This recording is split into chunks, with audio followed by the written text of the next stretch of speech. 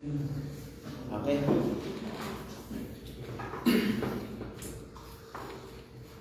أعوذ بالله من الشيطان الرجيم. بسم الله الرحمن الرحيم. الحمد لله رب العالمين، والصلاة والسلام على أشرف الأنبياء والمرسلين نبينا محمد صلى الله عليه وعلى آله وصحبه أجمعين، وبعد. السلام عليكم ورحمة الله وبركاته. Islam, bago lahat, purihin po natin sa Allah subhanahu wa ta'ala ang pangalahat ng mga likha. Naway ang pagpapalat habag ng Allah subhanahu wa ta'ala ng Islam, mga propeta, mga sugo, hanggang sa huling sugo ng anak propeta Muhammad sallallahu alaihi wasallam sa kanyang mga pamilya, sa kanyang mga kasamaan, at sumatang patuloy, matatahak at katatahak pa lamang sa matuloy na landas. Mga kapatid, alhamdulillah, magandang gabi po sa lahat ng nasa online at dito sa Kuduri. Maganda pa kayo sa gabi. So, mga kapatid sa pananampalatayang Islam, oras natin alas 8:16 at simulan po natin para makababa yung ano natin ngayon. Magdalaw tayong lecturer. So, ang ating lecturer, andito si Sheikh Abdul Muhsin Ranain at siya yung mauna, at mamaya si Sheikh Jomar sa continuous natin yung books na tinatapin natin. So, ngayon, pakinggan natin ang ating Sheikh sa mga online. Dito po si Sheikh Abdul Muhsin.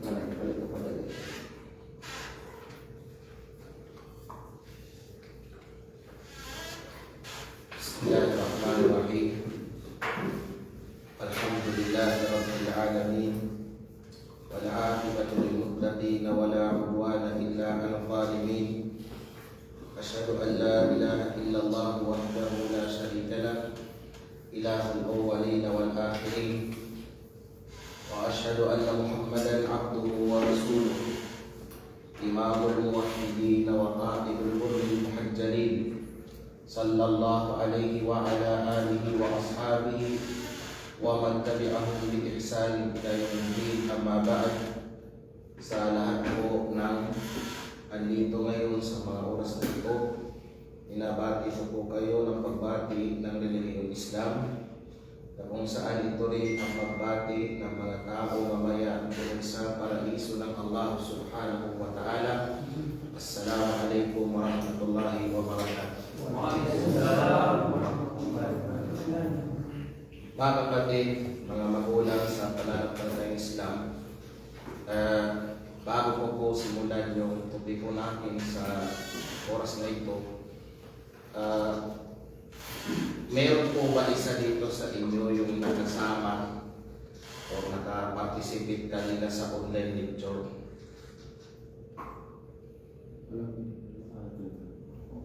Kasi ang totoo, hindi ako nakapaghanda ng bagong topic kung ano yung mai-share ko sa inyo ngayon. Kaya wala akong maisipan ngayon, kundi kung ano rin yung ating natalakay ko kanina sa online. So wala naman atang masama kung ulitin na lamang natin yun upang makaalalahanan natin yung sarili natin.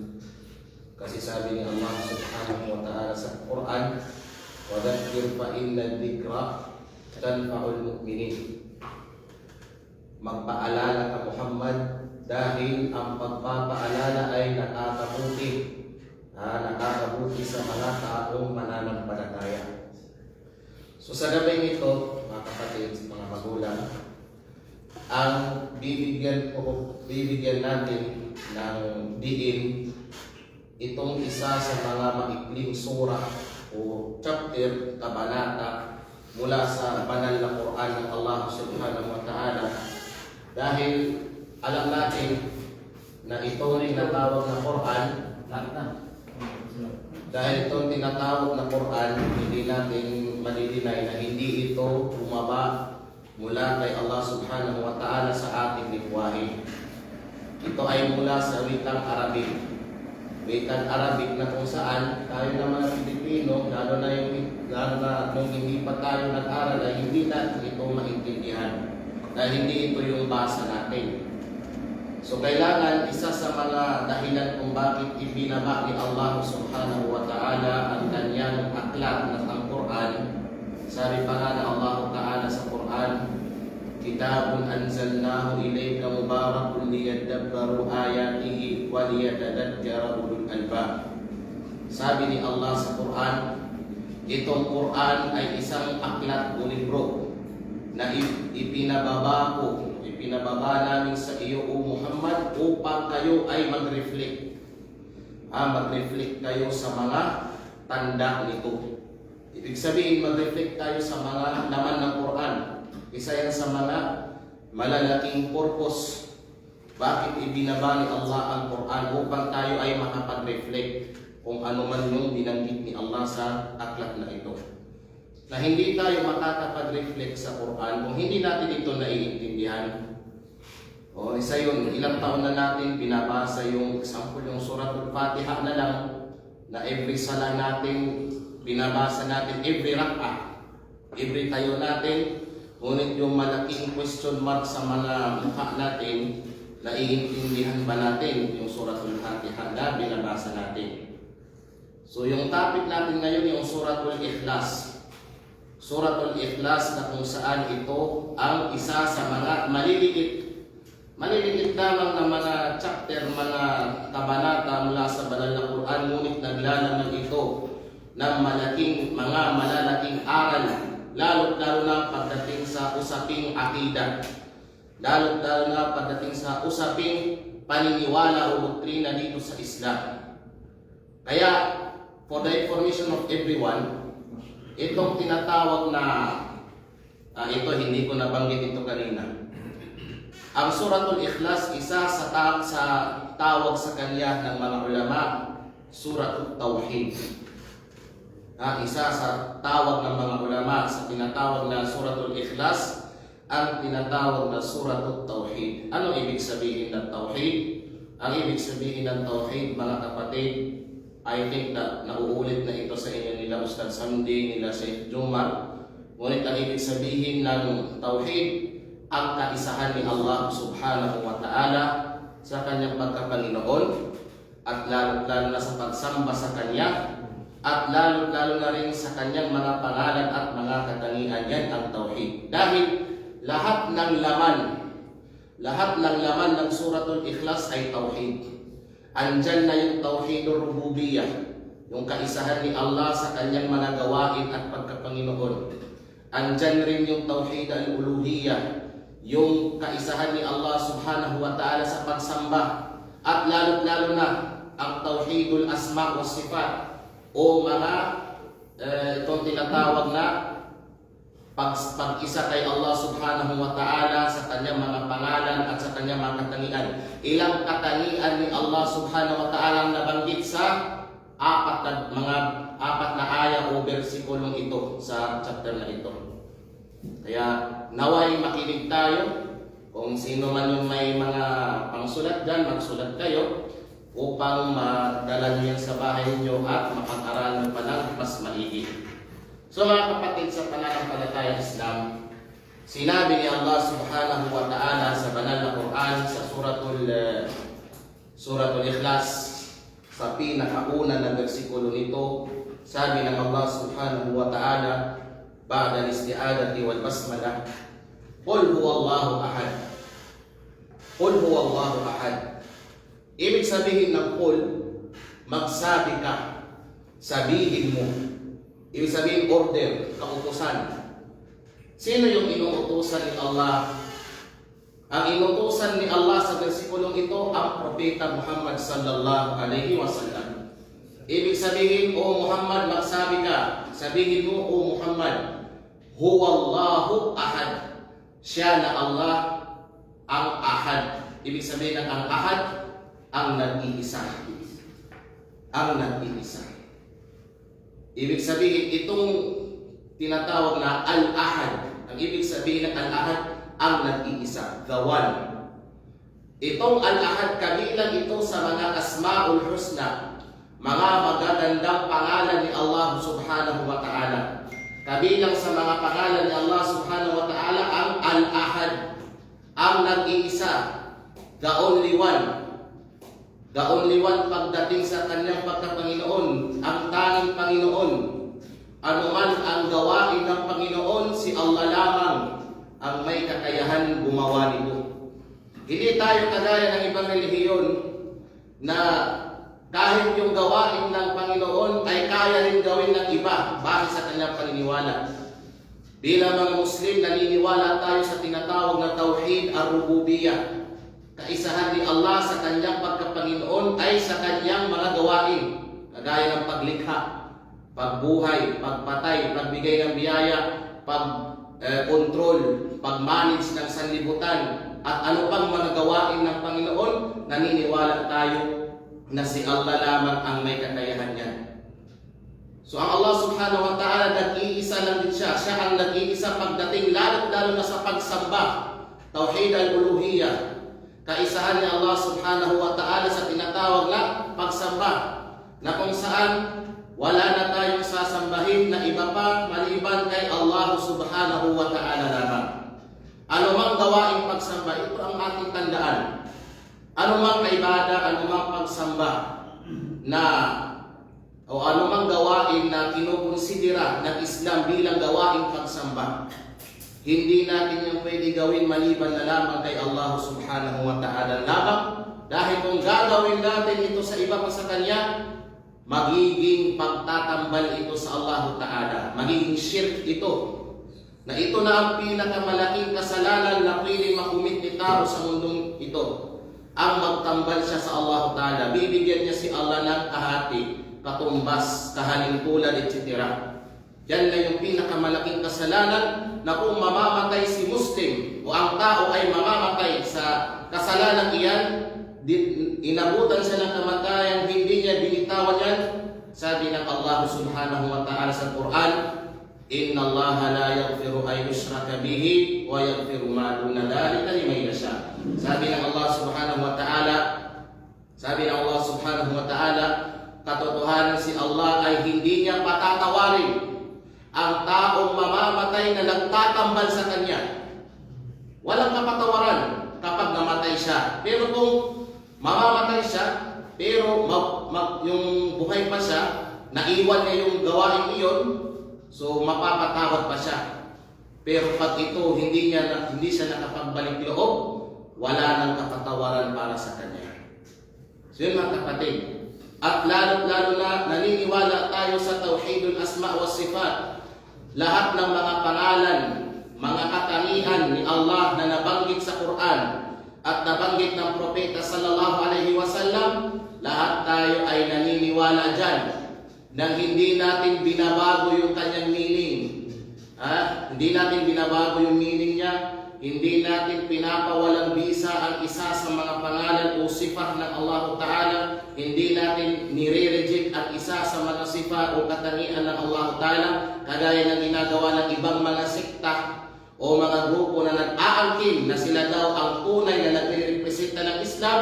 Pagdating sa usapin ng mga katangian ni Allah, ay binabago nila ito kasi hindi pumapasok sa mga utak nila o hindi magets o hindi matanggap ng kanilang mga utak. So yun, ang tinatawag na Al-Ahad kabilang sa mga pangalan ng Allah, siya lamang ay nag-iisa. Na itong ang Qul Huwallahu Ahad, isa itong malaking sagot natin sa mga Kristiyano. Nasabi nila kapag nagsisimula sila sa kanilang yung pagdasal nila sa ngalan ng Ama, ng Anak, ng Espiritu Santo.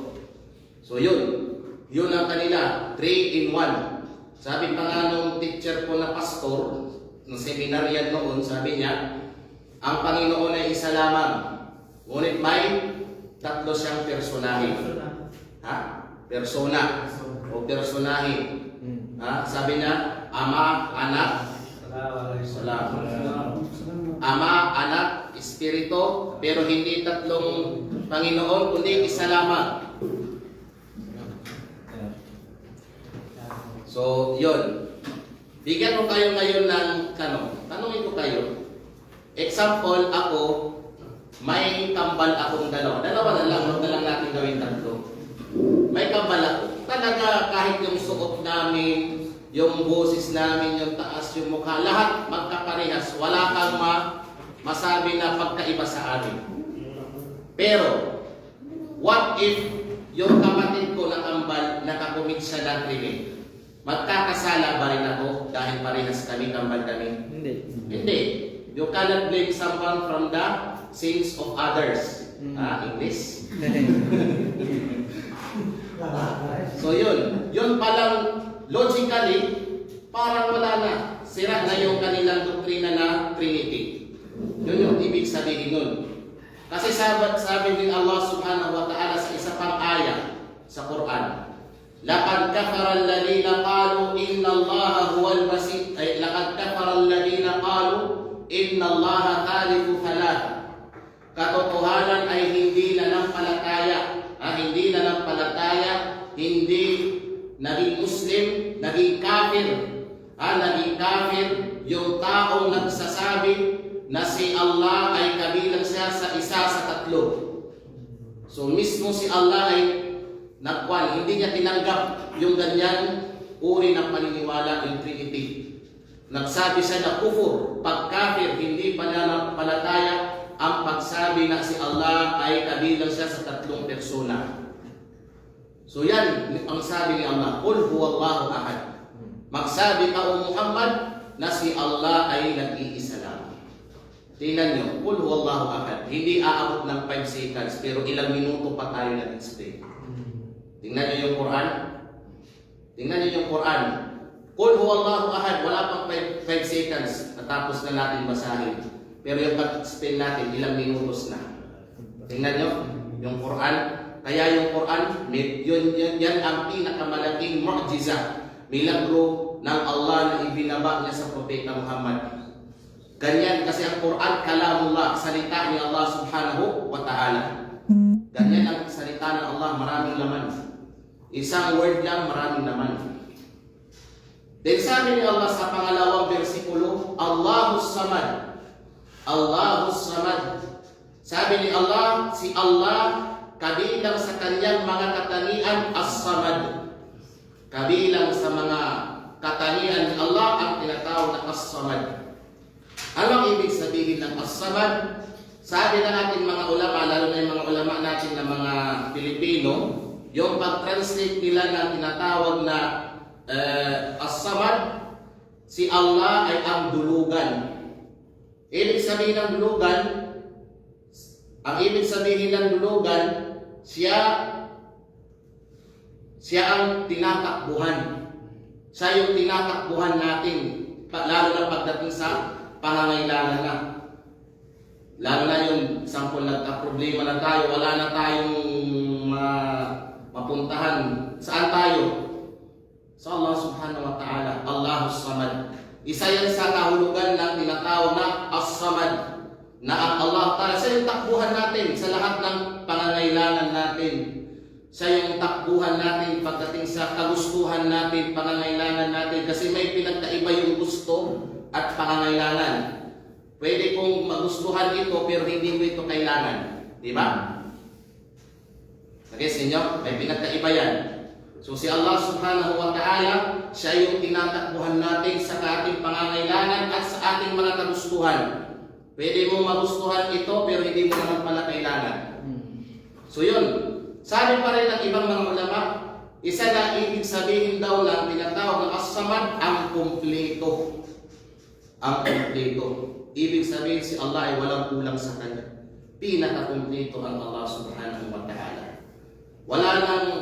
Wala kang makikitang bahid na kakulangan sa dakilang tagapaglikha na Allah kasi si Allah as-Samad.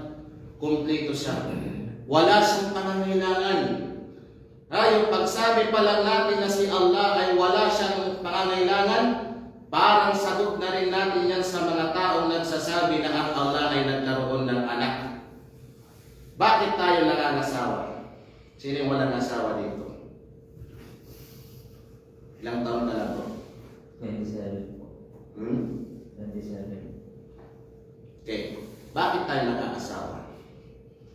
Kasi may pangangailangan tayo. Di ba? Bakit gusto natin ng mga anak? Kasi may pangangailangan rin tayo sa mga anak. Lalo na sa future. Magkasakit na tayo, matanda na tayo, paaralin natin sila ngayon para matulungan tayo. Kaya yung umabot na sa 25 pataas hanggang ngayon wala pang anak, so I better tell you now, please be hurry. Sabi pa nga nila. Buti si Bro Khalid, kasal na. So doon natin na biyayahan na siya ng anak. Okay. So yun. Kung sabihin natin ngayon na ang Allah o ang dakilang tagapaglikha ay may anak, parang sinasabi natin na Allah ay may pangangailangan. Na yung pagsabi natin sa isang bagay na may pangangailangan siya, ibig sabihin may kulang sa kanya. Tingnan no? Tingnan nyo gaano kakritikal yung kanilang doktrina. Hindi nila namamalayang ito pala yung mga resulta ng kanilang paniniwala. Magsabi ka ngayon na si Allah may anak, sinasabi mo ngayon na may pangangailangan siya. Then kung magsabi ka ngayon na may pangangailangan, ibig sabihin may kulang sa kanya. Kaya mo ba yan sabihin sa Allah subhanahu wa ta'ala? Then ito yung pinaka-highlights. Sabi ni Allah, lam yalid wa lam yulad. Si Allah subhanahu wa ta'ala ay hindi nagkaanak. So yung kanina indirect na sagot sa mga taong nagsasabi na may anak si Allah, ito direkta mismo. Si Allah kabilang sa kanya mga katangian, wala siyang anak. At hindi siya ipinanganak, walang yulad. Lam yalid, hindi siya nagkaanak, walang yulad at hindi siya ipinanganak. Balikan natin si Qul Huwallahu Ahad. Sabi nila, Ama, Anak, Espiritu. Sa pasintabi natin si Espiritu. Yung pagsabi nila na Ama, Anak. So sabi natin yung Allah may anak. Yung anak ano? Yung anak ano? Tao? Bakit tao? Na yung magulang niya, Panginoon. May nakita ka bang tao na anak ng kambing? May nakita ka bang isda na anak ng shark? Yung maliit na isda? Wala. Baka na anak ng bear? Wala. Ang makita mo, bear. Tao. Wapo. O minsan, depende sa bigay ng Allah subhanahu wa ta'ala. Ang Allah yung nagbibigay ng kagwapuan at mas kagwapuan. So yun. So kung magsabi tayo ng Panginoon nagkaanak, yung anak ano? Panginoon.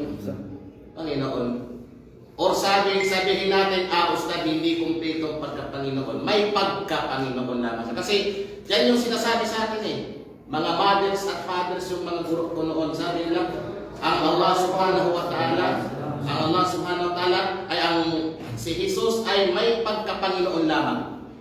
May mga Kristiyano nagsasabi si Jesus ay totally Panginoon. May nagsasabi si Jesus ay hindi totally 100% Panginoon, kundi may pagka-Panginoon. Sabihin natin 20%. So parang kahit pa yung ganong paniniwala na si Allah, si Jesus ay may pagka-Panginoon, so parang sinasabi mo na rin na si Allah ay may kahati. Di ba, kung yung contradict yun sa tinatawag na tauhid, kaisahan ni Allah sa kanyang pagka-Panginoon, sa pagsamba sa kanya, at sa kanyang mga pangalan at mga katangian. So yan, lam yalid wa lam yulad.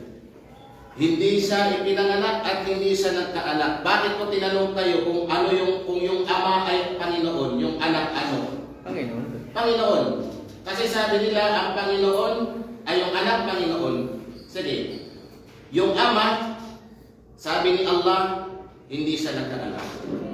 Kung sabihin natin yung anak, nasabi ni Allah, hindi ipinanganak ang Panginoon. Walam yakul lahu kufuwan ahad. At sabi ni Allah sa panghuling ayat, panghuling bersikulo, si Allah subhanahu wa ta'ala, walam yakul lahu kufuwan ahad, wala siyang kahalintulad, wala siyang kaparihas, wala siyang katumbas sa kahit anuman o kahit sino man. Wala. Sabi nga ni Allah subhanahu wa ta'ala sa iba pang bersikulo, laisa kamithlihi shay'un wa huwa as-sami'ul basir. Si Allah wala siyang kaparehas sa anumang bagay at siya na Allah Ta'ala ang mas nakakakita at mas nakakarinig. Marami pa mga bersikulo, marami pa yung mga hadith na pwede natin isagot sa mga nagsasabi ng Trinity or ang Allah ay may anak, pero si Suratul Ikhlas pala, malaking bazooka na yan sa kanila, malaking tangki na pala yan sa kanila. Kaya nakakalungkot isipin. Ito sinabi ko ito kanina sa online na lecture. Nakakalungkot isipin, may mga Muslim, regardless balik Islam ba or tumagal na sa Islam, na palagi silang nagbabasa ng Suratul Ikhlas. Sige sila magsabi, lam yalid walam yulad, pero sumasali ng mga Pasko-Pasko. Di ba?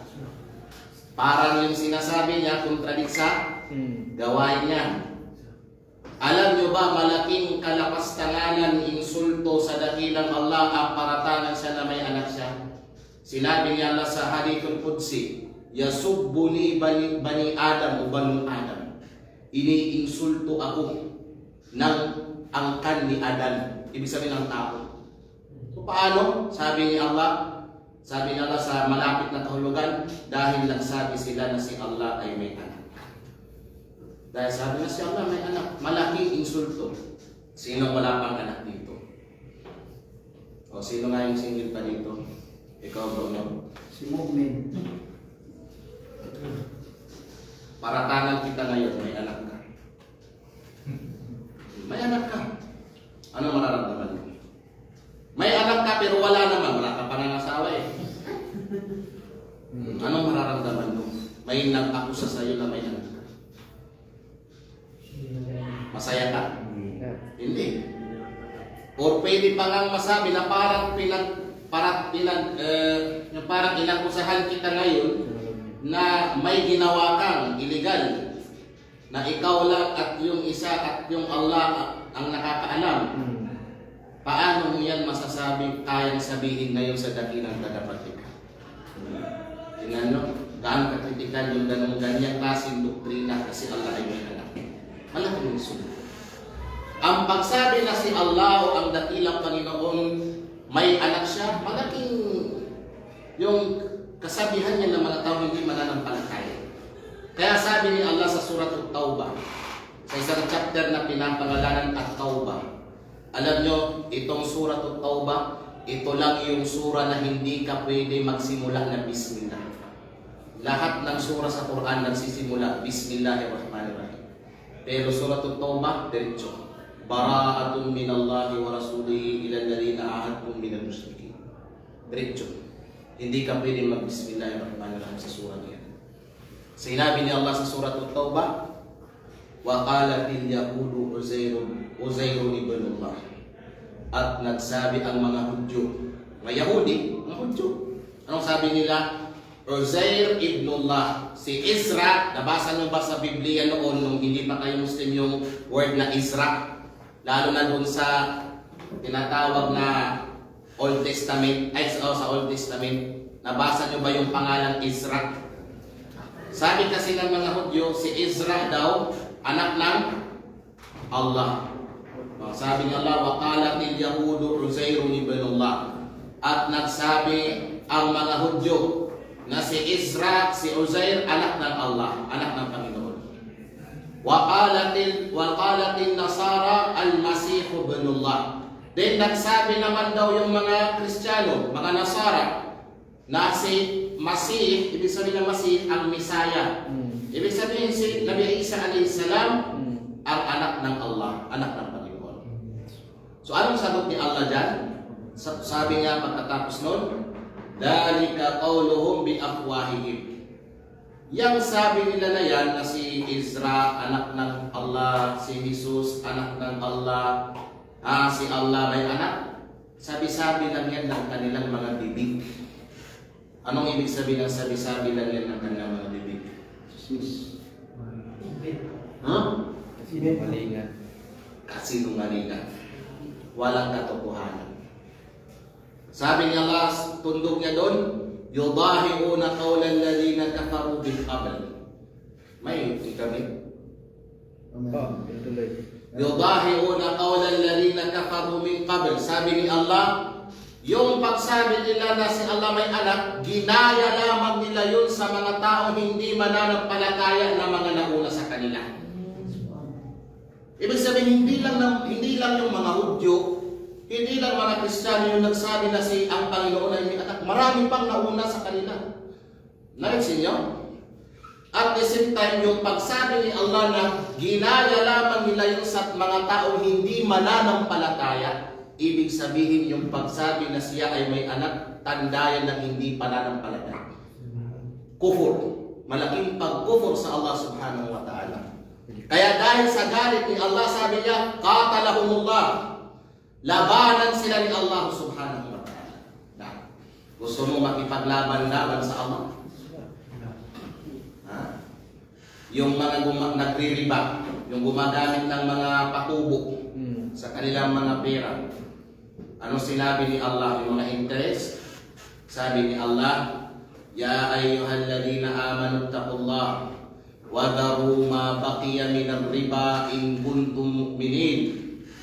O kayong mga mananampalataya, matakot kayo kay Allah at iwanan nyo na kung ano pa mang riba, interest na nasa inyong mga pera, mga kayamanan, kung tunay kayong mananampalataya. Ustad, ayaw ko. Ya Allah, ayaw ko. Kasi bababa yung kayamanan ko, pera ko. Ano yung sinabi ni Allah sa sunod na ayat? فَإِنْ لَمْ تَفْعَلُوا فَأْذَنُوا بِحَرْبٍ مِّنَ اللَّهِ وَرَسُولِهِ. Kung hindi nyo yan iiwan, hindi nyo yan titigilan, magdeklara kayo ng gera laban kay Allah at sa kanyang sugo. Tingnan nyo yung bigat. Tingnan nyo yung bigat ng riba, nung interest. Kaya iwanan nyo yan. Kaya iwanan natin kung sino man yung mayroong pang ganyan sa nakikinig dito at nakikinig sa mga live, iwanan nyo yung riba, iwanan nyo yung interest. Kung ayaw nyo makipag-gira laban sa Allah kasi alam na sino yung talo. Gets din nyo? Okay, balik tayo doon sa sinabi ni Allah. Sabi pa ni Allah sa Surah Maryam, tingnan nyo. Alam nyo ilan ang chapter sa Quran? 114. Huh? 114. Okay. Ang Quran ay may nilalaman siyang 114 chapters. Sa isang chapter na yan, may chapter na tinatawag na Surah Maryam. Yung mga kapatid naming balik Islam, naway basahin nyo yung Surah Maryam. Makikita nyo gaano yung ipinataas ng Allah si Maria sa Islam. Tingnan nyo kung yung pag-uusapan na lamang natin yung woman empowerment, ay yung Islam. Yung Islam, may chapter kami sa Quran, babae, yung chapter. Baka magsabi ngayon yung mga Kristiyano, binababa si Maria. Tingnan nyo, kami lang yung may chapter sa banal naming aklat na may Maria.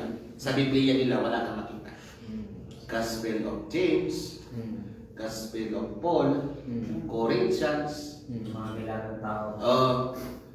Wala. Kahit na Gospel of Jesus, wala. Tingnan mo. Paano iniangat ng Islam si ang antas ni Maria? May chapter sa Quran, Surah Maryam, chapter Mary. Anong sinabi ni Allah dyan sa chapter na yan? Sabi niya, وَقَالُوا اتَّخَذَ الرَّحْمَنُ وَلَدًا. At nagsabi, sino ang nagsabi? Ang mga taong hindi mananampalataya. Sabi nila, ang maawain na si Allah, ang Rahman na si Allah, kumuha siya ng anak. Ibig sabihin, may anak. Sabi ni Allah, laqad ji'tum shay'an idda. Gumawa kayo ngayon ng isang bagay na malaki. Malaking bagay yan. Kakatakot yan. Nakakatakot yan. Di basta-basta yan na ako sa sunnah. Takadus samawatu yatafattarna minhu, na halos yung mga kalangitan mapunit. Halos yung mga kalangitan ay mapunit. Wa tanshaqqul ard, halos yung mga kalupaan ay mag-crack na siya. Ano yung tawag niya sa tayo mo? Yung mabiyak. Mabiyak. Mabiyak. Halos mabiyak na yung mga kalupaan. Wa takhirrul jibalu hadda. At halos gumuho na ang mga kabundukan. Sa anong dahilan? An da'aw lirrahmani walada. Dahil nagsabi sila na si Allah ay may anak. Ibig sabihin kahit yung mga nilikha ni Allah, mga kalangitan, mga kalupaan, mga kabundukan, hindi nila masikmura ngayon. Hindi nila masikmura, hindi nila matanggap na paano magkakaroon si Allah ng anak. Paano magkakaroon ang tamang tagapaglikha, dakilang tagapaglikha ng anak, hindi nila matanggap. Wallahi, hindi nyo ba napansin sa Pilipinas, noong andun pa kayo sa Pilipinas, hindi nyo ba napansin na kadalasan ng mga kalamidad nangyayari sa Disyembre? Diba? Or yung malapit na yung Disyembre? Ilang kalamidad yung nangyari nung palapit na yung Disyembre? Diba? Wallahi, hindi ko pa nakakalimutan. December 2021, before ako dumating dito sa Saudi, kasi dumating ako sa Madina, January 16, 2022. Wallahi, sa isang linggo, 4 na lindol ang nangyari sa iba't ibang lugar sa Mindanao. Tapos may bagyo pa. 2 linggo hindi sumikat ang araw. Tapos sa ibang bansa na balitaan na may tsunami. December nangyari. Kasi dito kadalasan isinasaulog ang pagdiriwang na ang Allah ay may anak. Kaya yung magsabi ang diwa daw ng Pasko ang pagmamahalan, pagbibigayan, pagpapatawaran, ano pa? Amin sinabi sa inyo nung hindi pa kayo Muslim. Ang diwa ng Pasko ay ano pa? Pagbibigayan, pagpapatawad, pagmamahal, etc. Ang tunay na diwa ng Pasko, si Allah ay may anak. Yun talaga yun. Kaya bakit sabi ko kanina, palagi tayo nagbabasa ng Suratul Ikhlas, pero sumasama din ka naman ng Christmas party.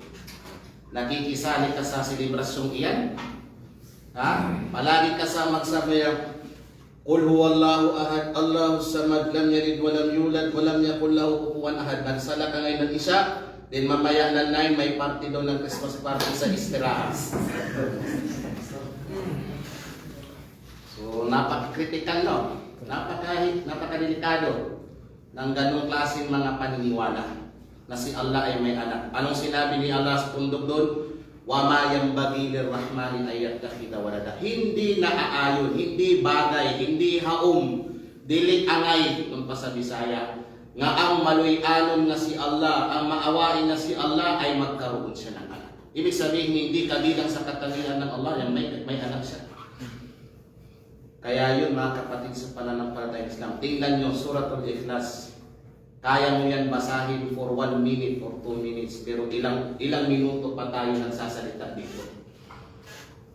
Kaya mga kapatid sa pananampalatayang Islam, hinihikayat ko kayo sa pag-aaral kung ano ang kahulugan ng mga surah sa Quran.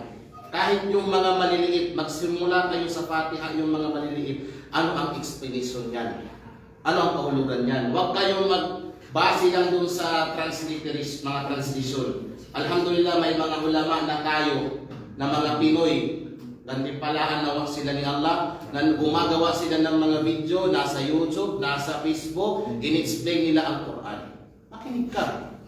Makinig ka. Kung may katanungan ka, nalilituhan ka, magtanong ka. Sabi ni Allah subhanahu wa ta'ala, Fas'alu ahlad dikri in kuntum la ta'lamun. Magtanong kayo sa mga taong may alam sa mga bagay na hindi nyo alam. So yun na mga kapatid, kaya wag sino yung sumali dito nung Christmas party dun sa unahan. May nahuli daw. So ingat kayo mga kapatid sa pananampalatayang Islam. Dapat sa isang Muslim, maging proud siya sa pagiging Muslim. Al-i'tizazu bid-din. Kailangan proud ka ngayon sa pagiging Muslim mo. Max, proud ka? Sure ka? Alhamdulillah, matulis na. Sure ka, proud ka? Proud ko, alhamdulillah. Prove it. Paunsa ni mo mapatunayan karon na proud yun kasi yung pagka-Muslim. Anak ko sa pa-check na ako sa safety, yun akong paminaw. Safety akong paminaw kasi kuan ba? Klaro ang mga aya, mga revelasyon nga gitudlo sa mo. Hindi mo na ibigay yung gusto ko. Sino pa? Sino yung kaya niya mapatunayan? Yung makabigay siya. Tama yun. Pero sino ba yung makakabigay ngayon ng sagot na magugustuhan ko talaga yung sagot niya? Paano mo ngayon mapapatunayan na proud ka sa pagiging Muslim mo? Bro, Ali. Tumataas ka kasi ng kamay. Ano yung sagot mo? Ay, hindi ko kubas. Ano? Sino yung may sagot doon? Yung kitab na. Yan na sekto. So, paano? Paano nyo mapatunayan? Sa online, magtanong ka sa online. Sa mga online, sino? Si Bro Ibrahim, pastor. Ibrahim, absent ka ha. Nandito sa online. Paano mo mapatunayan ngayon na proud ka, na Muslim ka? Hindi mo Ako, kaya, Sheikh, hindi mo kaya yung ano mo. kasi naniniwala ako sa nag-iisang Diyos. Ako lang ang ibang sasabihin pa kundi siya. Di yan yung gusto ko na sagot. Ano, yung hindi mo kaya yung reliyon mo. Di yan yung gusto ko. Tayo ko sa masala, magsala ka. Di yan yung gusto kong sagot. Gusto ko related sa topic natin na Christmas. Ano? Si Dudong na to. Proud ako bilang isang Muslim kasi hindi ako gumagawa ng share. Di yan yung gusto ko. Roy. May gusto siya siguro. Save lang. Kaya yung gusto ko talaga na sagot ano? Yung hindi ka tumatangkilik sa mga ganyang selebrasyon. Bakit? Meron man tayong selebrasyon. Ano pa yung hahanapin mo? Meron naman sariling atin, di ba? Tanda na proud ka sa pagiging Muslim mo, tangkilikin mo yung sariling atin. Alam nyo ba, ng Islam ay may dalawa lamang selebrasyon, yearly at isang weekly. Eid al-Fitr, Eid al-Adha at Yom al-Jum'ah lamang. Yan lamang mga kapatid yung selebrasyon natin. Alam nyo ba na yung selebrasyon natin na yan sa Islam, yan lamang yung selebrasyon ngayon sa buong mundo na nagmumula sa kalangitan, nagmumula sa tagapaglikha. Lahat ng selebrasyon na hindi selebrasyon sa Islam, gawa-gawa lang yan ng tao. Christmas, gawa lang yan ng tao. New Year, gawa lang ng tao. Valentine's, ano pa dyan, gawa lang yan ng tao. Kahit nga sila, hindi sila sure kung pinanganak ba ngayong December 25 si Jesus, di ba? Kasi sabi nila sa Biblia nila, ipinanganak sa Jesus sa summer season, tag-init, o hindi yung pagkatapos ng winter. Pero kailan sila nagdiriwang? Winter. So kahit sila hindi sila sure, isa pa wala kang makitang word na Christmas sa Biblia nila. Wala. Kahit sa New Testament, wala kang makita. Pero tayo, kung wala man sa Quran, andun sa Hadith. Kompleto tayo. At ito yung pinakadamis na selebrasyon, ang selebrasyon ng Islam. Ano yung sinabi ng Propeta Muhammad sallallahu alaihi wasallam? Noong time na nag-migrate siya, umalis na siya sa Makkah patungong Madina. Naabutan niya yung mga taga-Madina na may 2 araw sila na nagsiselebrate sila. Kung hindi ako nagkakamali, isa doon yung tinatawag na Nairuz. Pangalawa yung tinatawag na Mahrakan o Mahrajan. Kasi itong 2 selebrasyon na ito ay ginaya nila sa mga Persiano sa Iran noon. Kasi isa yun sa mga celebration nila, ginaya ng mga taga-Madina. Kaya sinabi ng Rasul sallallahu alaihi wasallam, ano ba itong 2 araw na pinagdiriwangan ninyo kapag dumarating ang araw na ito? Sabi nila, Ya Rasulullah, kapag dumarating nung hindi pa kami Muslim, kapag dumarating ang 2 araw na ito, nagsisiyahan kami, nagsiselebrate kami. Ito na yung nakasanayan namin. Ano yung sinabi ng Rasul sallallahu alaihi wasallam sa malapit na kahulugan? Katotohanan, pinalitan na yan ng Allah na mas mainam pa. Mas mainam pa, mga kapatid sa pananampalataya. Mas mainam pa yun. So bakit magtatangkilik ka pa na may mas mainam pa at nagmumula mismo sa Allah subhanahu wa ta'ala? So hanggang dito na lamang naway may napulutan kayo ng mga aral. Subhanakallahumma wa bihamdik, nashhadu an la ilaha illa anta wa nastaghfiruka wa natubu ilayk. Wassalamu alaikum warahmatullahi wabarakatuh. Waalaikumsalam. Assalamualaikum warahmatullahi wabarakatuh. Ano mo ba?